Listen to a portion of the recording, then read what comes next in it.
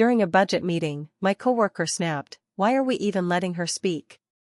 She's just here to fill a chair."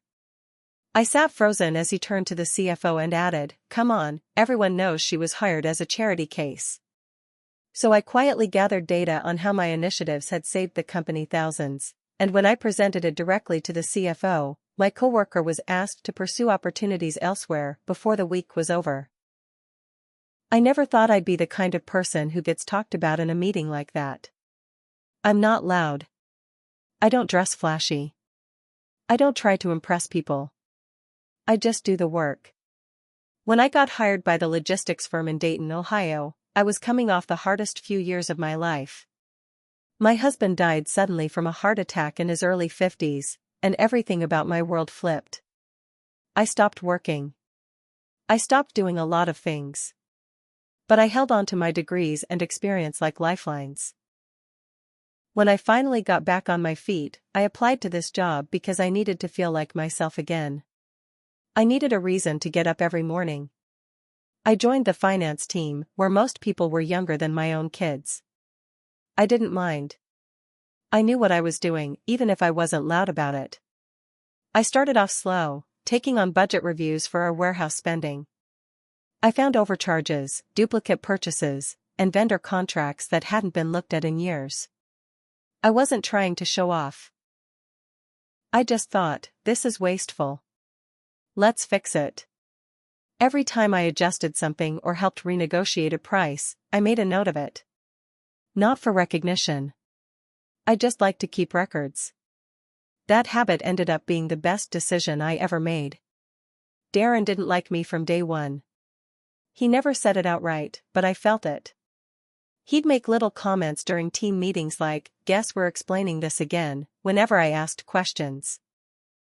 Not because I didn't understand, but because I wanted clarity. He always seemed annoyed when I spoke. The kind of guy who talks over people, laughs at his own jokes, and thinks his opinions are facts. He had been there a long time, and he acted like it. No one challenged him. Not even management. I kept out of his way. Until that one meeting.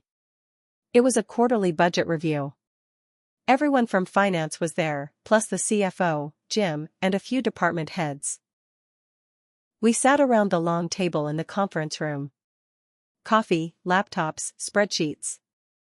I had spent 2 weeks preparing a short section of the presentation on warehouse expenses, stuff I'd been managing quietly for months.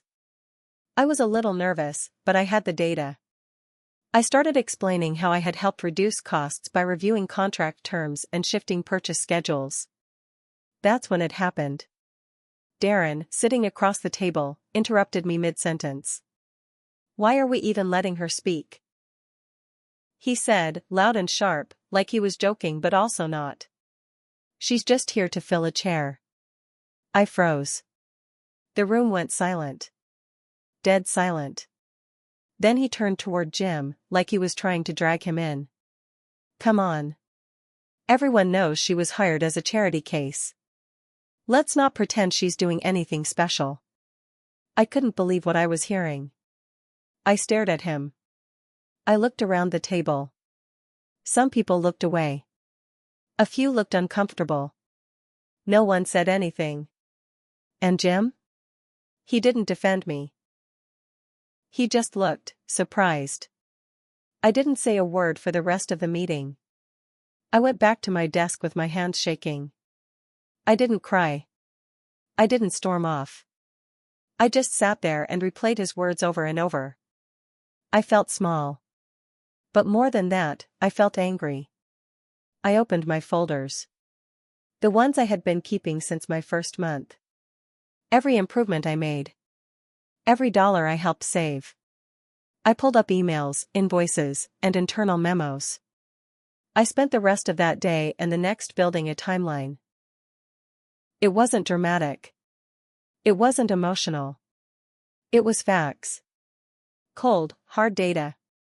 By the time I was done, I had a report that showed I'd saved the company over $320,000 in the last 6 months. That wasn't fluff. That was real money. I sent Jim an email and asked for a one-on-one.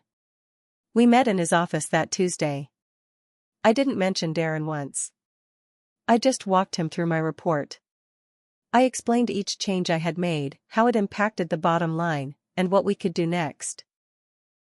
I handed him the documents and let the numbers speak for themselves. Jim looked at me for a long moment and said, "This is impressive." "Very impressive." I just nodded. "Glad it's useful." He didn't say much else. But he kept the folder. That Friday, an HR rep sent out a company-wide email. Darren had resigned to pursue new opportunities. But everyone on our floor knew the truth. And I didn't say a word. After Darren was gone, people started acting different around me. Some were nice. A couple stopped by my desk and said things like, "Good job standing your ground," or "It's better without him around." They didn't say Darren's name, but I knew what they meant. Others? Not so friendly. There was a tight little circle in the department, Darren's old crew. They never outright said anything to me, but I felt it. Side-eyes in meetings. Conversations that stopped when I walked into the break room. One day, I heard someone say, "It's not right to get someone fired over one bad joke." That pissed me off. Because it wasn't one joke. It was a pattern. And it wasn't a joke. Still, I didn't say anything. I didn't need to. But then strange things started happening. First, an email I had scheduled for a vendor didn't send. When I checked, the scheduled send had been cancelled. Then, one of my shared files, a budgeting sheet I kept religiously updated, had numbers changed. Subtle ones. Nothing major, but wrong enough to raise questions. I went into the file history and saw the edits were made by someone else on the team. A guy named Travis who used to be Darren's lunch buddy. I documented everything. Quietly. I took screenshots. Saved email headers. I kept backup copies of everything I touched. Because by then, I knew how this worked. Things got worse. Someone left a sticky note on my monitor, "Thanks for ruining the team." I showed it to HR. They logged it, promised to look into it, and told me to let them know if anything else happened. That was it.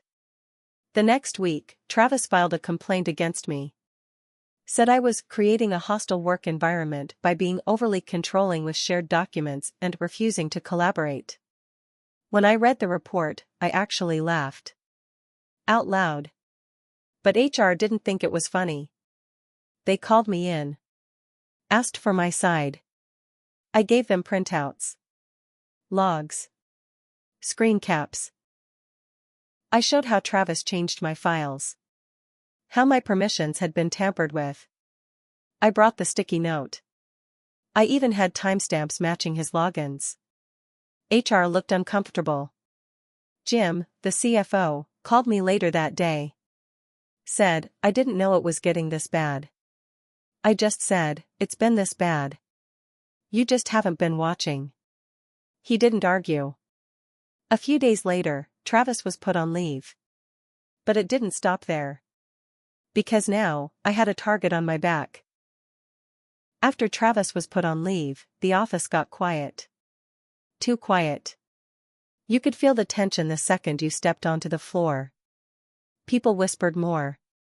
Laughed less. I noticed folks closing tabs when I walked by, or quickly ending conversations when they saw me coming. I wasn't being paranoid.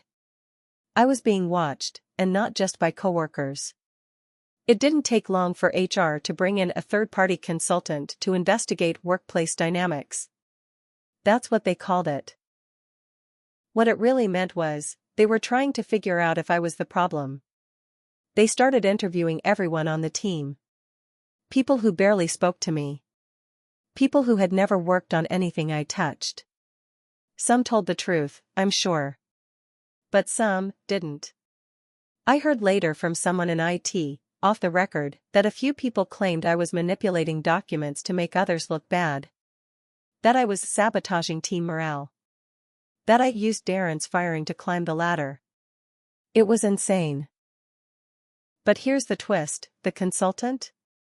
Her name was Michelle. And I had worked with her 10 years ago at another company in Cincinnati. She didn't recognize me at first. I'd changed a lot since then, but when we finally had our sit down, she looked at me, tilted her head, and said, "Wait, were you at Kessler Logistics back in 2012? I nodded. Her whole face changed. "You were the one who caught that vendor scam, right?" I nodded again. Her smile was small, but real.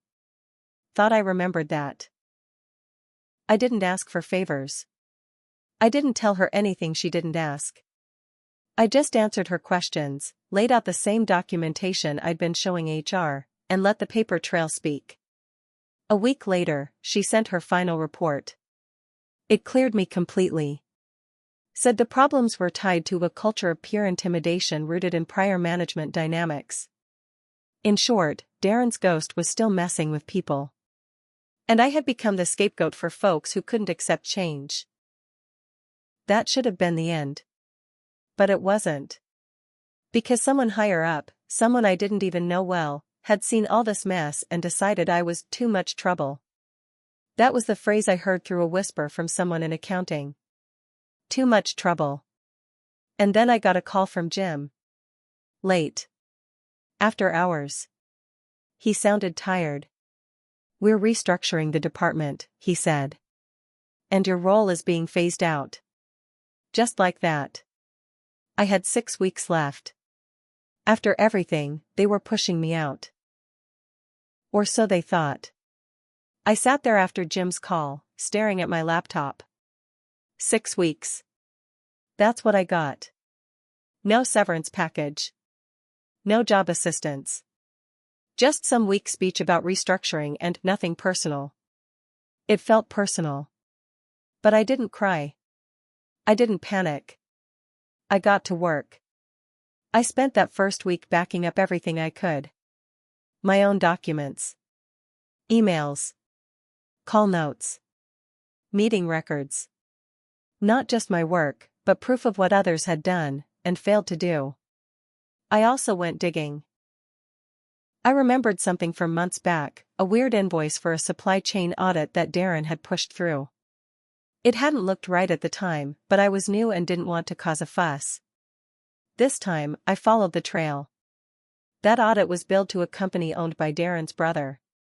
Shell company. Fake work. I pulled bank records and internal invoices. Everything lined up. Darren had been skimming money through phony consulting charges, and someone had approved them without looking too closely. Guess who approved them? Jim. I printed it all. Color-coded. Indexed. Then I called a lawyer. I didn't go to HR. I didn't leak anything. I wanted this done by the book, because when you burn someone like me, you better make damn sure they don't have receipts. The lawyer helped me draft a formal whistleblower complaint. I submitted it through legal channels, not through internal company systems. That made sure it couldn't be buried. 3 weeks later, I got a call from an external auditor. And 3 weeks after that, the company exploded. Investigators came in. People got pulled into meetings. Computers got seized. Jim was suspended pending review. Darren, even though he was already gone, was named in the report. They even found out Travis had helped him forge backup documentation for some of the fake charges. By the end of the next quarter, 3 directors were gone. Jim was fired for cause. The board issued a public statement. The company's reputation tanked, and a few major clients dropped out. But that wasn't all. Because I didn't walk away quietly. With my lawyer's help, I filed for wrongful termination and retaliation under federal whistleblower protections. The company settled out of court. It wasn't just hush money. It was a 6-figure payout. Enough to retire early, if I wanted. I didn't tell anyone where I went. But I will tell you this, I wasn't just filling a chair. I built the whole damn table. And when they tried to kick me out of the room, I took the floor out from under them.